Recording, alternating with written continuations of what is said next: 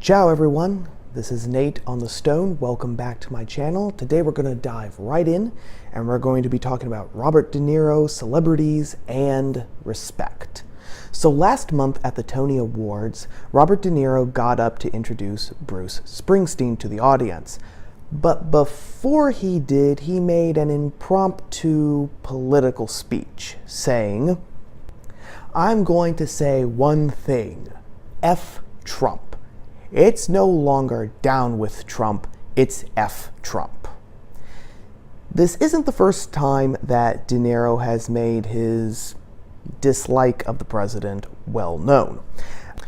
Vanity Fair reminded its readers that the F Trump mantra that De Niro is on has become the actor's mantra.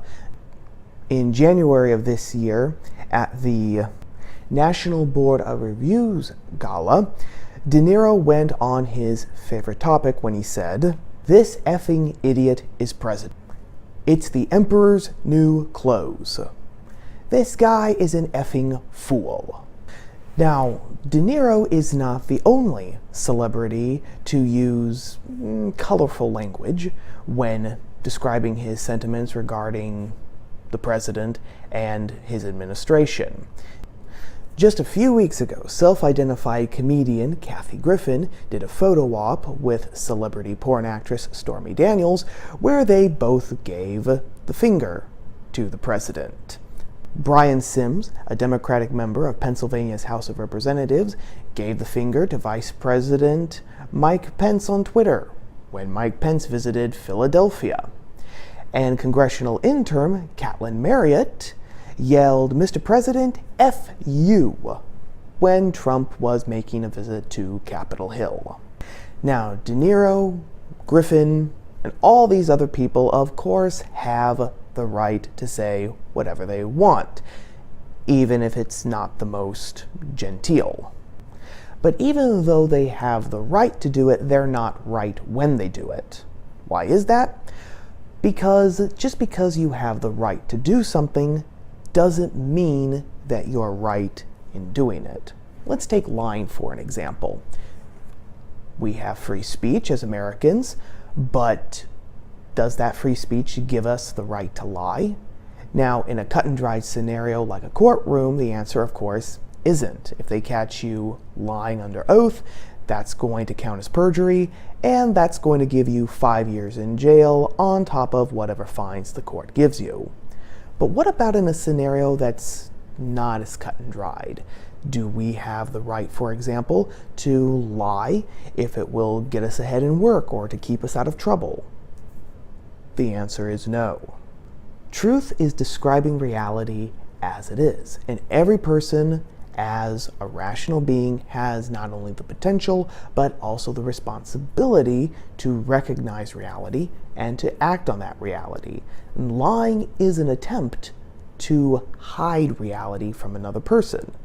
According to the philosopher Immanuel Kant, this violates a person's free will and autonomy. For example, if I ask you to lend me $50, saying that I'll pay you back next week, even though I know that I have no intention of keeping my promise, and you give me the money, Kant would say that I have violated your free will, because if I had told you the truth, that I wasn't going to pay you back next week, then you would have made a very different decision than the one that you made. On top of that, society, whether it's a country, a town, or a family, cannot function and operate well unless we can assume that most people, most of the time, are going to tell us the truth.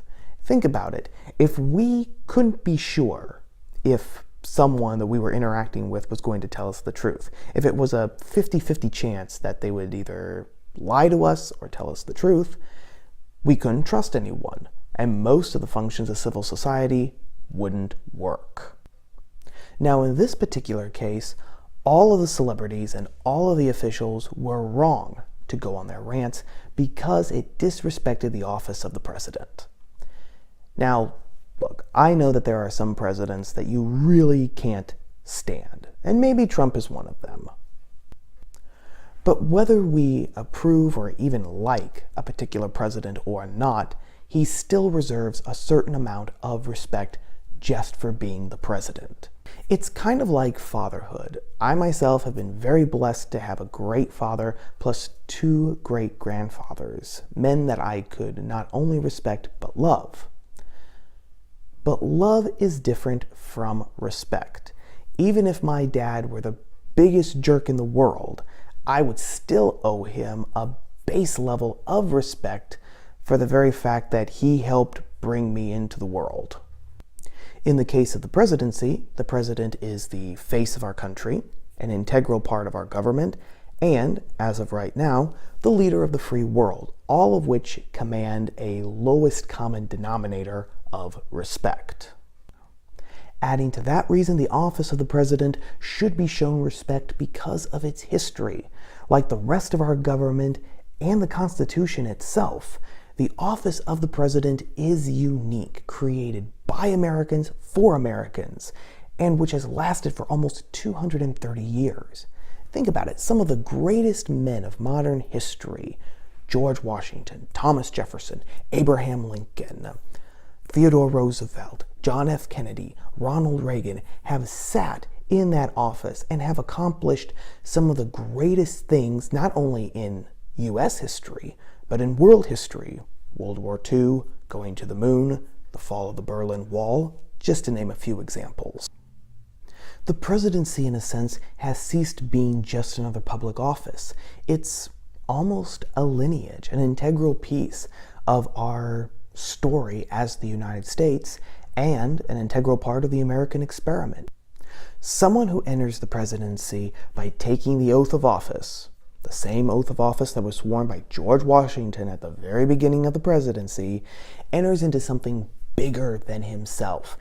He becomes a part of our national story. It doesn't matter whether he's the best president we've ever had or the worst president that we've ever had.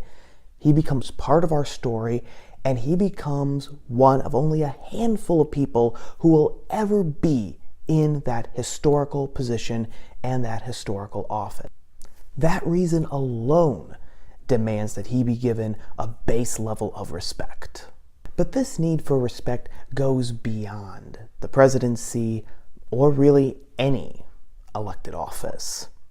Back in December of 1974, the actor John Wayne gave a speech where he said, "Respect for the other fellow is what democracy is all about." Now, in a democratic, or more accurately for us, a Republican society, respect is the only thing that's actually going to make our system of government work. In an old absolutist monarchy or in a modern totalitarian state, the people will get along because the government tells them to. If the people cause any trouble, either for the government or amongst themselves, the government is going to step in and put a stop to that real quick. In a Republican society, like ours, where we the people are, at least theoretically, the ones in charge, and where every man is equal to everyone else, politically and before the law, we're the ones who are responsible for getting along with all of our fellow citizens. Now, it's easy to get along with someone when we agree with someone, but in a population of 300 million people, that's not going to happen very often. And in fact, agreeing with someone 100% of the time is probably going to be the exception to the rule. People are going to disagree, which is fine.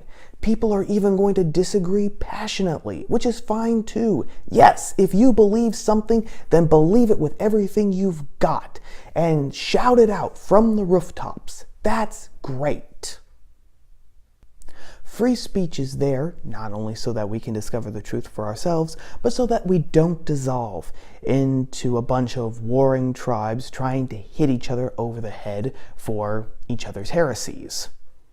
But free speech can only work if we respect the other guy enough to allow him to speak, and more than that, to allow us to actually listen to his ideas so that we can argue with his ideas and not with the man himself. Otherwise, all we're doing is arguing past each other, in which case, the guy with the loudest voice is going to win. Again, you can disagree with the sitting president all you want. You can think that he is the worst, the most terrible, horrible SOB that ever lived. That's fine. Let your position be known. Be passionate about it. But do it with respect and with facts. Your opponent is a rational animal, and he deserves to know the reasons, the actual reasons why you disagree with him and why you think that he's the worst SOB that ever lived. At the very least, if you can't do that, your audience, the people that you're talking to, they're rational animals too, and they deserve to know the reasons and the facts for why you think as you do. Have respect for your enemy as a human being. If you can't do that, at least have respect for the position he holds in society. And if you can't do that, have respect at least for the office that he holds. And if you can't do that, at least have respect for yourself. Take the high road. But what do you all think? Should we have respect for our fellow human beings regardless of how we feel about them and regardless of whether we agree with them or not? Or is respect an antiquated notion that is just an impediment for us saying what we really want to say and for what we feel really needs to be said, regardless of how forceful or blunt? Let me know down in the comments below. Well, that's all for today, gang. Thanks for watching, and I will see you again next week here on Top of the Stone. Ciao.